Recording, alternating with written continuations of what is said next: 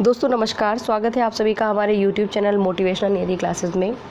देखिए आज बीपीएससी के मेंस एग्जामिनेशन में और जो 68वीं बीपीएससी था उसका पेपर जीएस पेपर 1 हुआ था और यहाँ पे बारी बारी से सारे क्वेश्चन देख लेते हैं। सेक्शन 1 की बात करेंगे। शॉर्ट नोट्स लिखने को आए थे, संक्षिप्त टिप्पणियाँ। पहला था भारत सरकार अधिनियम 1858 जिस पर शॉर्ट नोट्स लिखना था। नेक्स्ट था बिरसा मुंडा आंदोलन, फिर इंडिगो या फिर नील आंदोलन, नील विद्रोह, इंडिगो या फिर नील विद्रोह, पटना कलम चित्रकला, और एक और था प्राचीन काल में पूर्वी भारत में जो केव्स थी, केव्स मतलब गुहाएं, इनका जो डेवलपमेंट यानी कि जो विकास था इसके बारे में शॉर्ट नोट्स लिखना था। क्वेश्चन नंबर 2 की बात करेंगे। भारतीय राष्ट्रीय आंदोलन के जो उदय के कारक थे, ऐसे कौन कौन से कारक थे जिसने भारतीय राष्ट्रीय आंदोलन का उदय किया, उसकी चर्चा करनी थी। इसने स्वतंत्रता संग्राम को किस प्रकार दिशा दी, अथवा करके एक प्रश्न और था, बी ऑप्शन। ब्रिटिश शासन की विभिन्न योजनाओं के अंतर्गत बिहार में औपनिवेशिक तकनीकी शिक्षा के विकास की चर्चा कीजिए। ब्रिटिश शासन की जो विभिन्न योजनाएं थीं उसके अंतर्गत बिहार में औपनिवेशिक तकनीकी शिक्षा के विकास की चर्चा कीजिए, इसके प्रभाव का आलोचनात्मक विश्लेषण कीजिए। क्वेश्चन नंबर 3 देखेंगे। प्राचीन काल में उत्तर भारत में हुए मंदिरों के विकास का विश्लेषण कीजिए। एंशियंट टाइम में जो टेम्पल का डेवलपमेंट हुआ था उसकी एनालिसिस यहाँ पे करनी है नॉर्थ इंडिया में, ठीक है। अब बात करते हैं ऑप्शन नंबर बी की, क्वेश्चन नंबर 3 का, जिसको हम अथवा करके कोई एक कर सकते थे। समाज और संस्कृति पर रविन्द्रनाथ टैगोर के विचारों का वर्णन कीजिए, ठीक है। अब अगला क्वेश्चन देखिए सेक्शन 2 से, यानी कि सेक्शन 2 से क्वेश्चन नंबर 4 देखेंगे। यहाँ पे भी संक्षिप्त टिप्पणियाँ ही करनी थी, शॉर्ट नोट्स लिखने थे। 18वीं राष्ट्रीय स्काउट्स एंड गाइड्स जम्बूरी का आयोजन कहाँ किया गया था, इसके उद्देश्यों का वर्णन कीजिए। बी क्वेश्चन था राष्ट्रसंघ लोक प्रशासन नेटवर्क के शांति व सुदृढ़ संस्थाओं के प्रबंधन के सतत विकास उद्देश्य 16 के शासनादेश का उल्लेख कीजिए।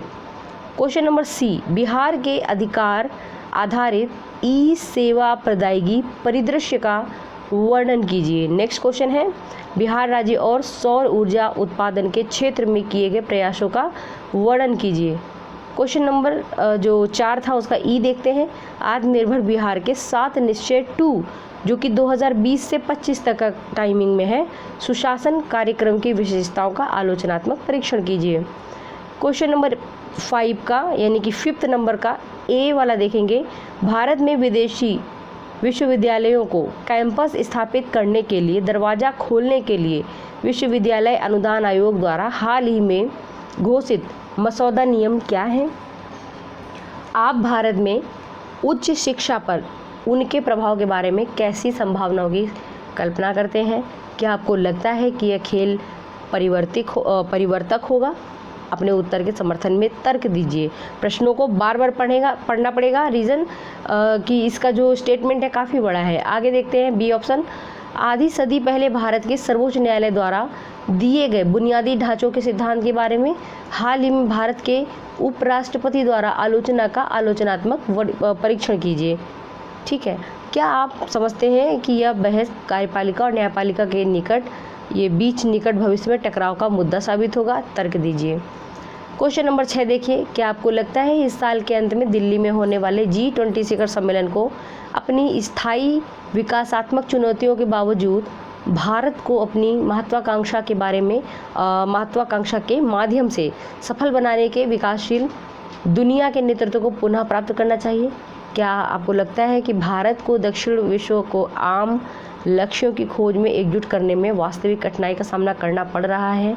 अपने उत्तर ठोस तर्कों के माध्यम से लिखिए। नेक्स्ट क्वेश्चन देखेंगे। सीरिया व तुर्की भूकंप आपदा सहायता में राष्ट्रसंघ की पहुंच एवं संसाधन प्रबंधन भूमिका का मूल्यांकन कीजिए। सेक्शन जो 3 था उसमें हम देख लेते हैं। तो यहाँ पे आपका जो study the following table carefully and answer the questions given below this table, यहाँ पे जो आपका 5 विषयों में जो छात्रों द्वारा 2012 से 17 के दौरान प्राप्त उच्चतम एवं औसत अंक प्रत्येक विषय में सर्वाधिक अंक 100 हैं। तो यहाँ पे जो है आपको ये पूरा डिटेल दिया गया है ईयर वाइज, सब्जेक्ट वाइज। तो यहाँ पे प्रश्न है, उनको आपको सिलेक्ट उसका उत्तर देना है। सभी विषयों का 2015 में संयुक्त औसत अंक क्या है। इसके बाद 2015 से 17 में अंग्रेजी के औसत अंकों में कितने प्रतिशत की वृद्धि हुई है, डीआई पार्ट हमारा स्टार्ट हुआ है। किस वर्ष में गणित में उच्चतम अंक एवं उच्चतम औसत अंक का अंतर सर्वाधिक रहा है। 2013 में हिंदी में उच्चतम अंक का प्रतिशत, 2016 में गणित के औसत अंक का प्रतिशत कितना प्रतिशत है। और इसी प्रकार से यदि 2013 में 50 विद्यार्थियों ने गणित में परीक्षा दी तो उनके अंकों का कुल योग कितना था।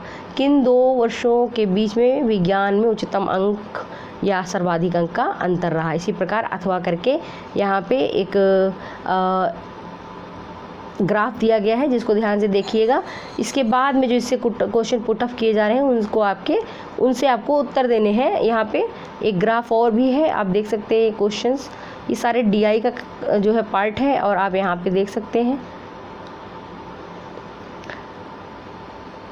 ये पीडीएफ आपको टेलीग्राम ग्रुप में मिल जाएगी। मोटिवेशनल जो नियति पीसीएस क्लासेस का जो टेलीग्राम चैनल है उसमें आपको ये पीडीएफ शेयर कर दी जाएगी। तो ये है GS1 का क्वेश्चन पेपर मेंस का। दूसरा पेपर प्राप्त होते ही, जैसे ही दूसरा पेपर होगा, आपको लेकर आएंगे इसी ग्रुप में, चैनल में। आप सभी जो है अपना ध्यान रखें, पढ़ाई करते रहें और बाकी जो बच्चे मेंस दे रहे हैं वो आगे की प्रिपरेशन में अच्छे से करें। Good luck.